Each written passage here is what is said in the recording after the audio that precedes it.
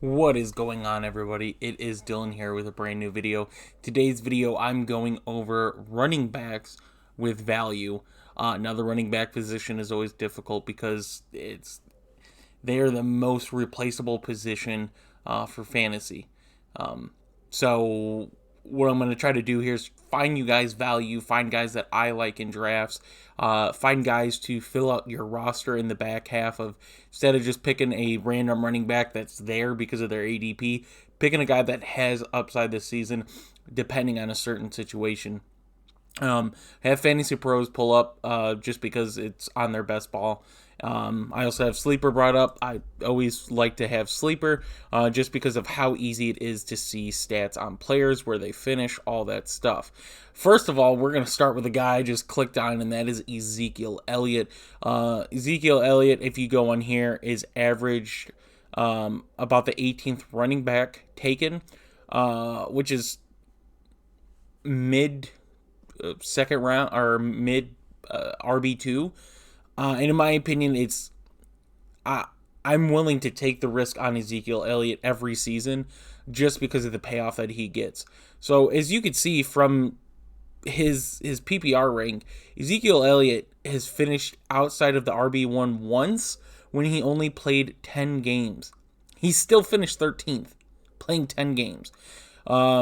He's been healthy. Like, as you can see, his games, he missed 6 games in 2017. He's missed a couple games here and there, but overall he's been healthy. For a running back, this is healthy. This is what you like to see. He was hurt last year, and it seems like he is healthy, and it's kind of interesting to see what he could do. So being the 18th running back, average 18th running back taken off the board, might go a little early, might go a little late. The upside that Ezekiel Elliott has brought to fantasy, a running back that's finished outside of the RB1 once, is crazy to me, that he's going that far. But you're talking about a Dallas team to where they lost one of their wide receivers. Another one of their top receivers is injured.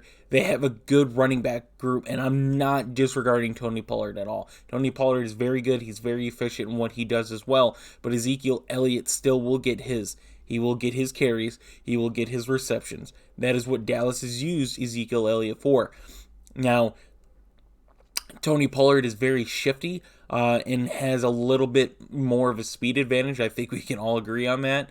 But Ezekiel Elliott is just a grinder. He's a guy that goes in, go right up the middle, get 4 or 5 yards. He's that guy. For him to be going 18th and to finish outside of the RB1 once when he missed games, you don't project injuries in fantasy. That's not how you should do fantasy. If you go, yeah, this guy's missed time, yeah, you could factor that in, but don't say, hey, Ezekiel Elliott, I think, is going to get hurt this season. That's not a good way to go about fantasy. He's been fairly healthy. Like I said, he's only missed a few games in the season. And that means he's a healthy running back. You go off that and say, yeah, Ezekiel Elliott hasn't played less than 10 games. So that's a fairly good projection to go off of. So for him to go as the running back 18, as you could see just on Sleeper, he's going middle of the third round. Fine for me.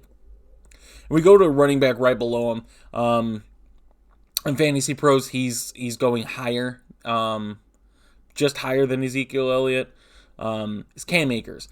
The reason I like Cam Akers, and the reason that he falls to you in about the third round as well,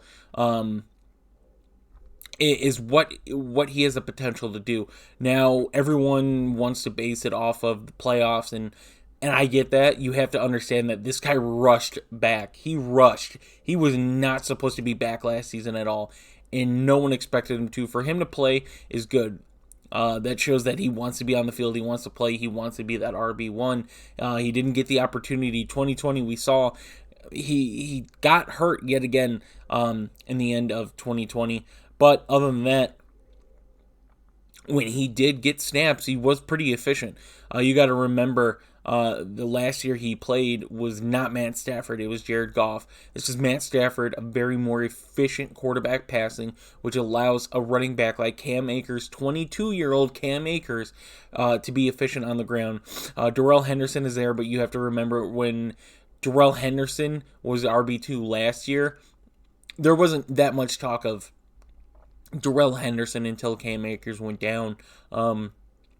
But even then, the Rams went and got somebody like Sony Michel, showing they're not fully confident in Darrell Henderson. Darrell Henderson didn't do bad last season, in my opinion. I think he did above what a lot of people expected him to do.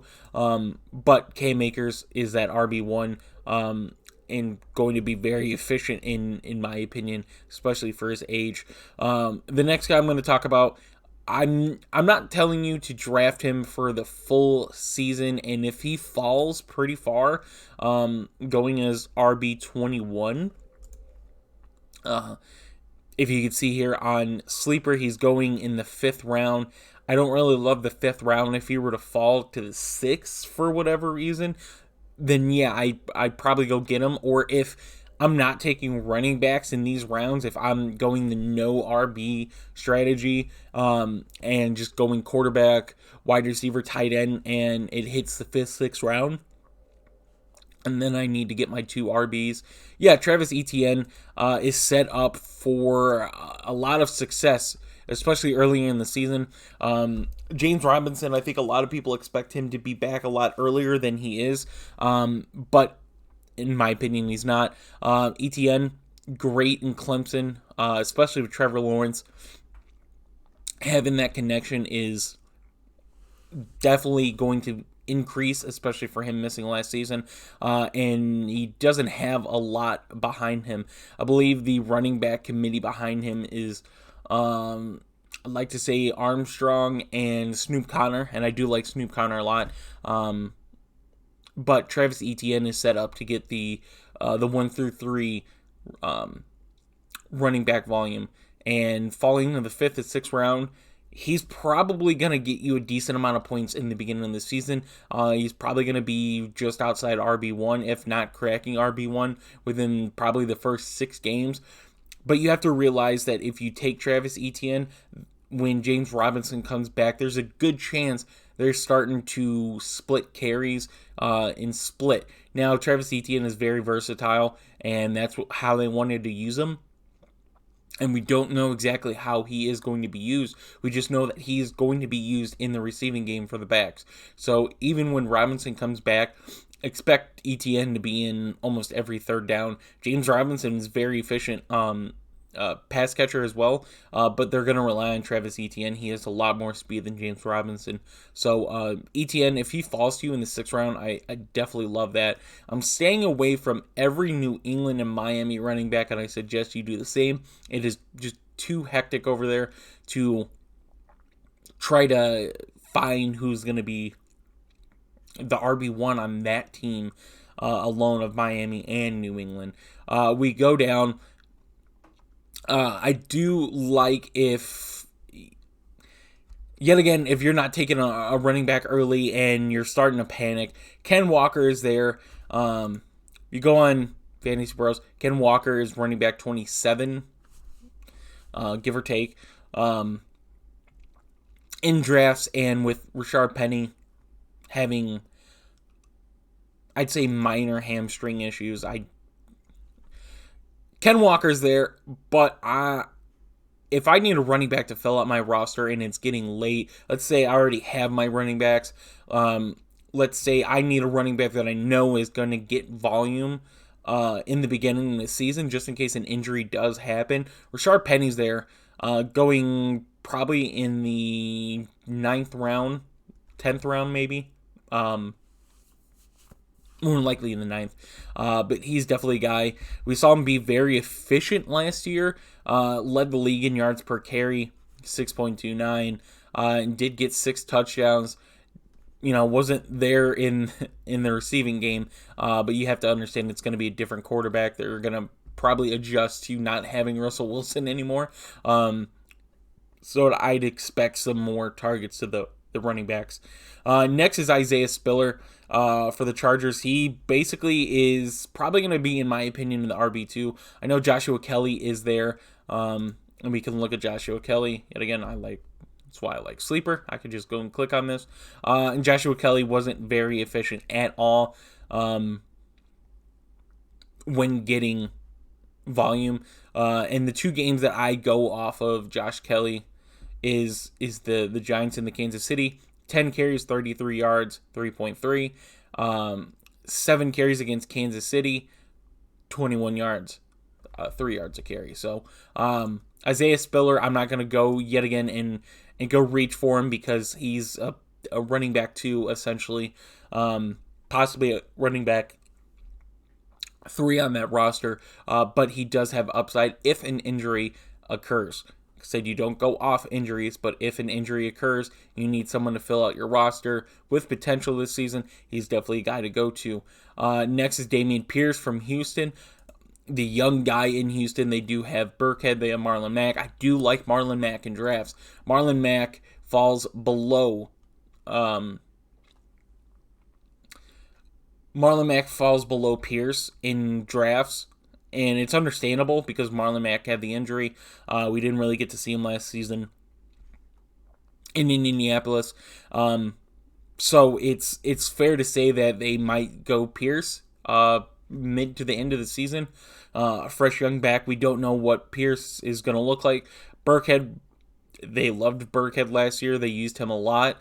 Burkhead was, I won't say the most efficient running back, but he was efficient in certain games, and got you some good fantasy points in, I think it was 2 games last season. So definitely value in there for the Houston running backs. If you're looking for a running back to probably get you points at the beginning of the season, just in case, Marlon Mack is there. If you're looking for a running back to get you points in the mid to late season, Pierce is probably that guy. I love Alexander Mattison, always there, very young running back. I did like Tyler Algier, but with Darryl Williams there, I think Darryl Williams kind of takes more of the carries. And yet again, Tyler Algier is just a guy that maybe gets you points in the mid to late. I'm not going to reach for him. If he falls really far to me, I will definitely go and take him, but I'm not going to reach for him. The last guy that I do want to talk about, I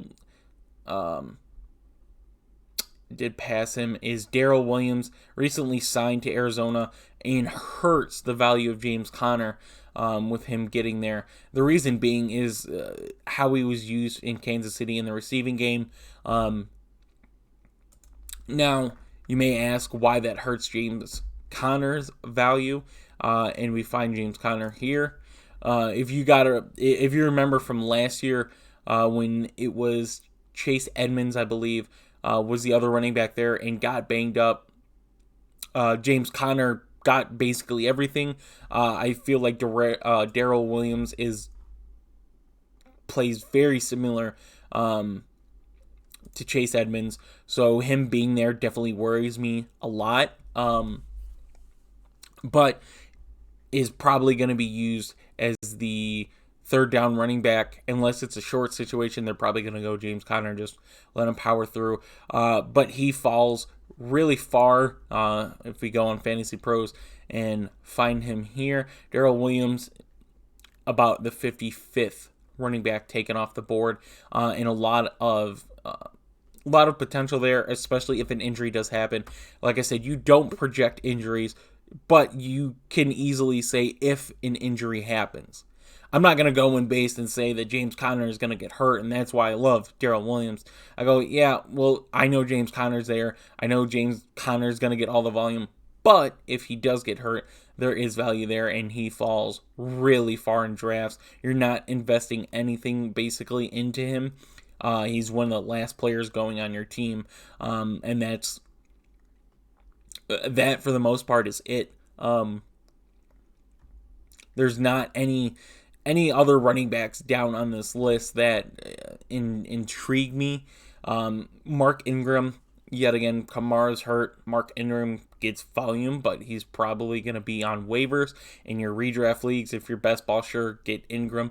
Definitely a guy, if an injury happens, is good there. Jamal Williams is another guy to possibly target.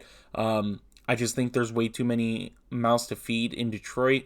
And Jamal Williams only sees really good fantasy points if DeAndre Swift is hurt. I know they were efficient early last season of using Williams and Swift, but you have to understand Amon-Ra St. Brown didn't have his breakout yet. They just had TJ Hawkinson and a bunch of random receivers at that point.